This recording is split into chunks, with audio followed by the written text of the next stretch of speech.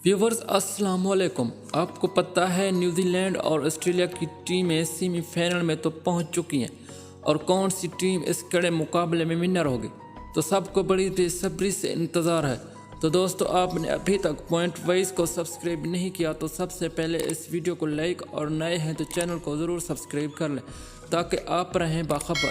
दोस्तों, अगर आप इस कड़े मुकाबले को लाइव अपने मोबाइल पर देखना चाहते हैं तो आपने सही वीडियो को क्लिक किया है। आप सफ़र में हैं या गाड़ी में या ऑफिस में, आप कहीं भी हैं, इस मैच को लाइव एंजॉय कर सकते हैं। आपने इंद्राज एप्लीकेशन को इंस्टॉल करना है, उसके बाद आपने लाइव मैच को एंजॉय कर सकते हैं, या फिर आपको डिस्क्रिप्शन में मैंने लिंक दे दिया है, वहाँ से आप लाइव मैच देख सकते हैं। मज़ीद लेटेस्ट वीडियो के लिए चैनल को सब्सक्राइब कर लें।